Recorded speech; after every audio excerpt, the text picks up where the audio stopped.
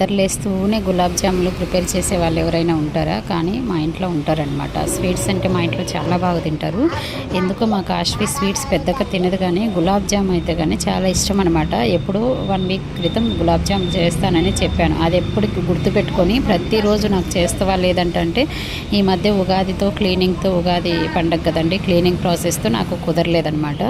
అలా కాదనేసి Sunday morning మా mummy ఇలా చేయదు అనేసి మార్నింగ్ నేను టిఫిన్కి ప్రిపేర్ చేస్తుంటే తీసుకొచ్చి ఆడపెట్టేసి ప్యాకేజ్ ఇచ్చేసింది అనమాట. చేస్తావాలేదని చచ్చినట్టు చేయాల్సి వచ్చింది. ఇంకా పిండి కలిపిస్తే తను బాల్ చేస్తుంది, చేస్తే అది తను ఆయిల్ చేసేసానండి. తను చేసేసి నేను పాకం కోసం ఆల్రెడీ ఇవన్నీ బాల్స్ తను కూడా దగ్గర పడేయడానికి నాకు ఈజీగా ఆయిల్ చాలా నీట్గా అయింది. బాల్స్ వితిన్ 10 మినిట్స్లో ఆ పాకం కూడా ఆల్మోస్ట్ అయిపోయింది. చాలా సో ఇంకా పాప తింటారు కదా అని టైం పొద్దున్నే చేయలేదు, చాలా డేస్ అయిపోద్ది అనేసి. ఇంక ఈరోజు పట్టుబట్టింది అనమాట. సండే ఖచ్చితంగా చేస్తావా లేదా అనేసి అంటే సండే ఈవినింగ్ చేస్తానంటే చాలా ఈజీ అండి, 10 మినిట్స్లోగా అయిపోయినాయి అనమాట. సండే అయితే ప్రిపేర్ అందరైతే నా వీడియోస్ చూస్తున్నారు కానీ ఎవరు లైక్ చేయట్లేదు, 15 నిమిషాలు 20 నిమిషాలు పెట్టేసి వెంటనే పెట్టమంటే కానీ వేడి మీద తింటే కొంచెం మోటివేషన్గా పెట్టలేదు. వీడియోస్ పెట్టాలని ఇంటికి నాకు ఆకలి అవుతుంది.